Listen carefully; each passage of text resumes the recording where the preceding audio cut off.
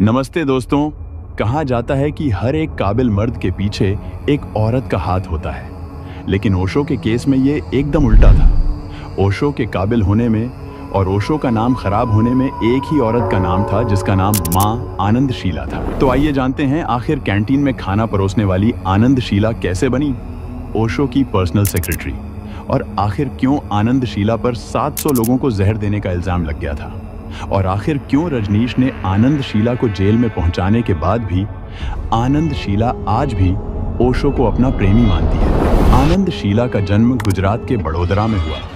शीला अनालाल पटेल ये शीला का पूरा नाम था। शीला के चाचा के घर के सामने ही रजनीश ओशो का घर था, इसलिए ओशो से मिलने के लिए शीला को कोई कठिनाई नहीं हुई। जब शीला पहली बार ओशो से मिली तो ओशो ने शीला को अपने गले लगा लिया, शीला की मस्तिष्क पर अपना हाथ घुमाया और अपनी गोदी में शीला का सर रखा। शीला के लिए यह अनुभव बहुत खास था।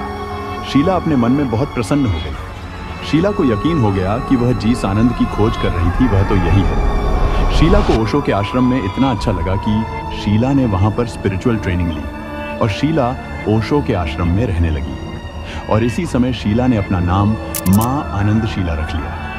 शुरुआत में शीला आश्रम में खाना परोसती थी, लेकिन कुछ ही दिनों के अंदर शीला इस काम से ऊब गई। अब शीला की महत्वाकांक्षाएं बढ़ने लगी थी। अब शीला उस स्थान पर जाना चाहती थी जहां से ओशो के साथ में डायरेक्ट कांटेक्ट हो। शीला का एक ही लक्ष्य था, ओशो के बिल्कुल करीब पहुंच जाना, और इसका एक ही रास्ता था कि ओशो की पर्सनल सेक्रेटरी बन जाना। लेकिन ओशो की पहले से ही एक सेक्रेटरी थी जिसका नाम लक्ष्मी था, जो अपना काम पूरे ईमानदारी से करती थी। कुछ दिनों के बाद में शीला ने लक्ष्मी के असिस्टेंट के रूप में काम चालू किया। अब ओशो और शीला के बीच में एक ही दूरी थी, जो कि थी लक्ष्मी। अब लक्ष्मी को हटाने के लिए शीला को खुद की पावर बढ़ानी थी, इसलिए आश्रम के छोटे मोटे सारे झगड़े बिना लक्ष्मी को बताएं शीला सॉल्व करने लगी थी। अब आश्रम में कोई भी झगड़ा हो या कुछ भी विवाद हो, लोग लक्ष्मी की जगह शीला के पास जाने लगे। अब पूरे आश्रम में लक्ष्मी की जगह शीला की बातें होने लगी। अब शीला के पास इतनी पावर आ गई थी कि लक्ष्मी को हटाकर अब माँ आनंदशीला बन गई ओशो की पर्सनल सेक्रेटरी। और शीला सेक्रेटरी उस टाइम बनी थी जब भारत में ओशो को विरोध होने लगा था, क्योंकि ओशो के जो विचार थे वह किसी भी धर्म को भाते नहीं थे। उस टाइम पर भारत सरकार के साथ में भी ओशो के विवाद होने लगे थे। देखने में तो शीला ओशो की सेक्रेटरी थी, लेकिन शीला ओशो के प्यार में पागल हो चुकी थी। शीला ओशो से बहुत प्यार करती थी और शीला वो हर एक काम करती थी जिससे ओशो खुश हो जाए। यही एक कारण है कि जब ओशो को भारत में प्रॉब्लम होने लगी, तब आनंदशीला ही वह अहम इंसान थी जिसने रजनीश के आश्रम को पुणे से यूएसए में शिफ्ट किया। शीला ने ओशो फाउंडेशन के पैसों से अमेरिका के ओरेगॉन सिटी में 62,000 एकड़ जमीन खरीदी। आनंदशीला, ओशो और उनके साथ में 7,000 शिष्य अमेरिका चले गए। शीला ने अमेरिका में एक शहर बसा लिया और उस शहर को रजनीशपुरम नाम दे दिया गया। अमेरिका में भी ओशो के बहुत चाहने वाले भक्त थे, जो ओशो पर अपनी सारी संपत्ति लूटाने को तैयार थे। यही कारण है कि ओशो एक रॉयल जिंदगी जीते थे, महंगी घड़ियां पहनते थे।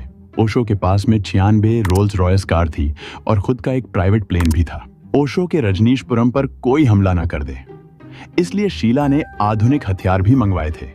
शीला ने एक दबंग लेडी के रूप में अमेरिका में अपनी पहचान बनाई। शीला मीडिया को मैनेज करती थी। मीडिया के साथ में शीला के कई बार झगड़े भी हुए थे। किसी पत्रकार ने ओशो के बारे में अगर कोई गलत टिप्पणी की या गलत सवाल किया तो शीला उसे लाइव डिबेट में मिडिल फिंगर दिखाती थी। ओशो के ऊपर कोई भी संकट आने से पहले ही आनंदशीला उसे निपटा देती थी। आनंदशीला का सोने पर सुहागा यह था कि शीला जब पावर में आई थी तब ओशो मौन व्रत में चले गए थे। अब शीला को रोकने वाला कोई नहीं था। मौन व्रत में रजनीश खाली आनंदशीला से ही बात करते थे। ओशो तक कोई भी बात पहुंचाने का एक ही जरिया था, माँ आनंदशीला। और आनंदशीला तो इतनी स्मार्ट थी कि वह जानती थी ओशो तक क्या पहुंचाना है और क्या नहीं पहुंचाना। धीरे धीरे शीला ओरेगॉन सिटी की सबसे पावरफुल लेडी बन गई। इस समय वहां पर लोकल इलेक्शन हुए और शीला चाहती थी कि 2 सीटों पर उनका भी हक हो। इसलिए आनंदशीला ने आश्रम में और लोगों को जुटाना शुरू किया। शीला अमेरिका के बेघर लोगों को आश्रम में लाकर रखती थी और मकसद था जब वोटिंग हो तो आश्रम के उम्मीदवार जीत जाए। जब यह बात एक्सपोज हो गई तब पता चला कि वोटिंग को इम्पैक्ट करने के लिए यह शीला सब कर रही थी।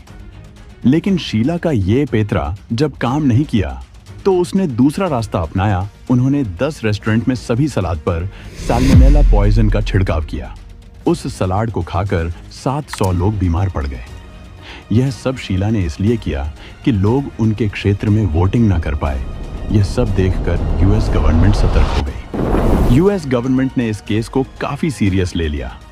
इस केस को बायोटेरिक अटैक नाम दिया गया। अब यह केस ओशो तक पहुंचने का एक धागा बन गई थी और गवर्नमेंट ने इस केस की जांच पड़ताल चालू की। अब यह बात ओशो के आश्रम तक आ पहुंची थी। इस पड़ताल में यूएस गवर्नमेंट को ओशो के पैसों के बारे में पता चला। आश्रम के अंदर क्या क्या होता है, आश्रम में कौन से आधुनिक हथियार है, ये सारी चीजें अब सामने आ गई। शीला के एक गलती के वजह से पूरा आश्रम अब संकट में आ गया था। शीला को भी पता चला कि अब इस संकट से बचना मुश्किल है। अब शीला के पास 2 ही ऑप्शन थे, या तो अमेरिका के जेल में सड़ना या खुदकुशी करना। लेकिन शीला ने तीसरा तरीका आजमाया और शीला अमेरिका छोड़कर स्विट्जरलैंड भाग गई और भागने के लिए उसने ओशो के प्राइवेट प्लेन का इस्तेमाल किया। इधर ओरेगॉन में ओशो को जब यह बात पता चली तो ओशो आग बबूला हो गए। शीला के वजह से आश्रम का नाम मिट्टी में मिल चुका था। अब ओशो ने ठान लिया था कि वह आनंद शीला को बर्बाद करके रहेंगे। ओशो ने अपना मौन व्रत त्याग कर मीडिया को बुलाकर खुद एक प्रेस कॉन्फ्रेंस की। मीडिया को ओशो ने कहा, शीला एक अच्छी सेक्रेटरी बन नहीं पाई, लेकिन शीला एक अच्छी बीज थी। इधर पुलिस ओशो के आश्रम तक जाकर पहुंच गई थी। आखिर ओशो रजनीश को अरेस्ट किया गया, लेकिन कुछ ही दिनों में ओशो जेल से बाहर आ गए। और जैसे ही ओशो जेल से बाहर आ गए, उन्होंने शीला को एक्सपोज करना चालू कर दिया। ओशो ने आनंद शीला पर कई गंभीर आरोप लगाए। ओशो ने कहा, शीला ने मेरे आसपास के मेरे सभी करीबी लोगों को मुझसे दूर किया। मेरे रूम में आनंद शीला ने एक प्राइवेट रिकॉर्डिंग डिवाइस लगाया ताकि मेरी सारी बातें वह सुन सके। मेरे डॉक्टर और मेरे करीबी लोगों को शीला स्लो पॉइजन देती थी। ओशो ने कहा कि मेरी ही गलती है कि मैंने एक वेट्रेस को अपनी सेक्रेटरी बनाया। ओशो ने कहा कि शीला चाहे उनसे कितना भी प्यार करें, उन्होंने शीला के साथ में कभी भी सेक्स नहीं किया। वेट्रेज को उसके औकात में कैसे रखना है मुझे पता है। और ओशो ने आनंद शीला पर $55 मिलियन के गफले का भी आरोप लगाया। और कुछ ही दिनों में आनंद शीला को अरेस्ट किया गया। आनंद शीला पर जो कुछ आरोप लगाए गए थे उनमें से कुछ आरोप सिद्ध हो गए और कोर्ट ने आनंद शीला को 20 साल की सजा सुनाई। लेकिन 39 महीने की भीतरी ही शीला को अच्छे बिहेवियर के कारण जेल से रिहा किया गया। जेल से बाहर आने के बाद आनंद शीला ने ओशो पर एक भी टिप्पणी नहीं की। खाली आनंद शीला कहती थी कि ओशो मेरे प्रेमी है और मैं उनकी प्रेमिका। पूरा वीडियो देखने के लिए बहुत बहुत धन्यवाद।